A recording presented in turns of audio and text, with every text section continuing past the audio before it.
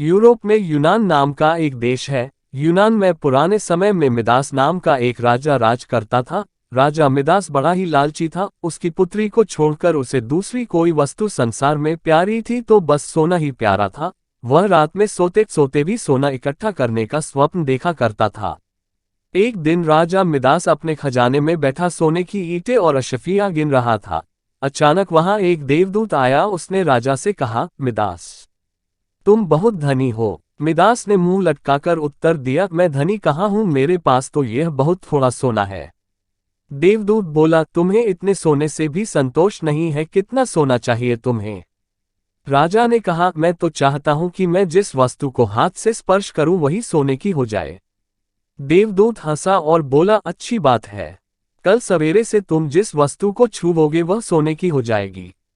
उस दिन और रात में राजा मिदास को नींद नहीं आई। वह सुबह उठा, उसने एक कुर्सी पर हाथ रखा, वह सोने की हो गई। एक मेज को छुआ, वह सोने की बन गई। राजा मिदास प्रसन्नता के मारे उछलने और नाचने लगा। वह पागलों की भांति दौड़ता हुआ अपने बगीचे में गया और पेड़ों को छूने लगा। फूल, पत्ते, डालियां, गमले छुए, सब सोने के हो गए, सब चमाचम चमकने लगा। मिदास के पास सोने का पार नहीं रहा। दौड़ते उछलते में मिदास थक गया। उसे अभी तक यह पता ही नहीं लगा था कि उसके कपड़े भी सोने के होकर बहुत भारी हो गए हैं। वह प्यासा था और भूख भी उसे लगी थी। बगीचे से अपने राजमहल लौटकर एक सोने की कुर्सी पर बैठ गया। एक नौकर ने उसके आगे भोजन और पानी लाकर रख दिया, लेकिन जैसे ही मिदास ने भोजन को हाथ लगाया वह भोजन सोने का बन गया।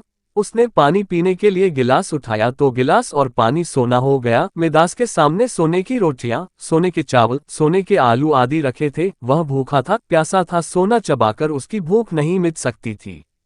मिदास रो पड़ा। उसी समय उसकी पुत्री खेलते हुए वहां आई। अपने पिता को रोते हुए देखकर पिता की गोद में चढ़कर उसके आंसू पहुंचने लगी। मिदास ने पुत्री को अपनी छाती से लगा लिया, लेकिन अब उसकी पुत्री वहां कहाँ थी? गोद में तो उसकी पुत्री की सोने की इतनी वजनी मूर्ति थी कि उसे वह गोद में उठाए भी नहीं रख सकता था। बेचारा मिदास सिर पीट पीट कर रोने लगा। देवता को दया आ गई, वो फिर प्रकट हुआ। उसे देखते ही मिदास उसके पैरों पर गिर पड़ा और गिड़गिड़ाकर प्रार्थना करने लगा, अपना वरदान वापस लौटा लीजिए। देवता ने पूछा, मिदास, अब तुम्हें सोना नहीं चाहिए, अब बताओ, एक गिलास पानी मूल्यवान है या सोना? कपड़ा, रोटी मूल्यवान है या सोना?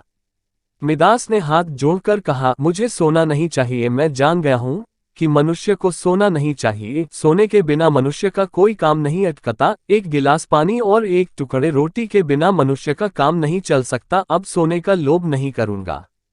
देवदूत ने एक कटोरे में जल दिया और कहा, इसे सब पर छिड़क दो।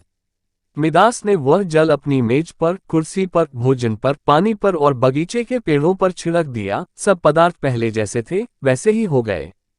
Moral of the story. दोस्तों, इस कहानी से हमें यह शिक्षा मिलती है कि मनुष्य चाहे कितना भी अमीर और कितना भी गरीब हो, उसे कभी भी लालच नहीं करना चाहिए। अत्यधिक लालच करने से उसके पास जो होता है वह उसे भी गवा देता है।